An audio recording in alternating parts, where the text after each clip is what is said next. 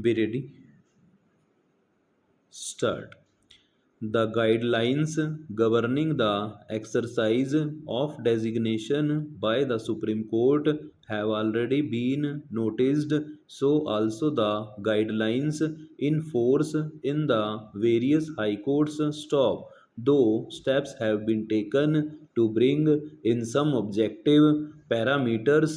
We are of the view that the same must be more comprehensively considered by this court to ensure conformity of the actions oblique decisions taken under section 16 of the act with the requirement of constitutional necessities, particularly in the domain of a fair, transparent, and reasonable exercise of a statutory dispensation on which touchstone alone the exercise of designation under section 16 of the act can be justified. Stop.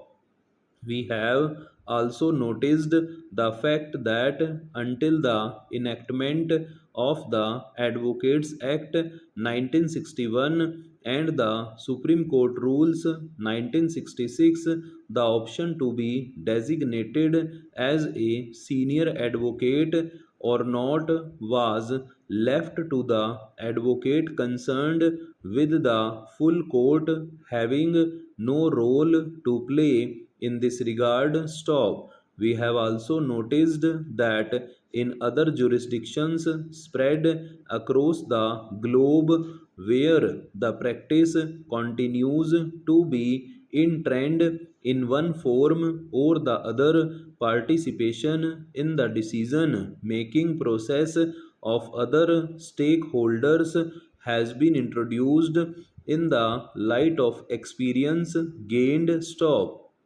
We are therefore of the view that the framework that we would be introducing by the present order to regulate the system of designation of senior advocates must provide representation to the community of advocates, though in a limited manner. Stop.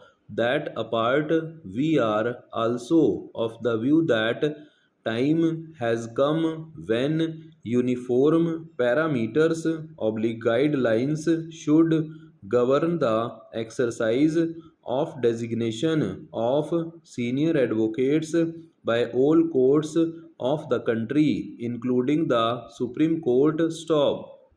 The sole yardstick by which we propose to introduce a set of guidelines to govern the matter is the need for maximum objectivity in the process, so as to ensure that it is only and only the most deserving and the very best who would be bestowed the honor and dignity. Stop. The credentials of every advocate who seeks to be designated as a senior advocate or whom the full court suo motu decides to confer the honor must be subject to an utmost strict process of scrutiny, leaving no scope for any doubt or dissatisfaction in the matter. Stop.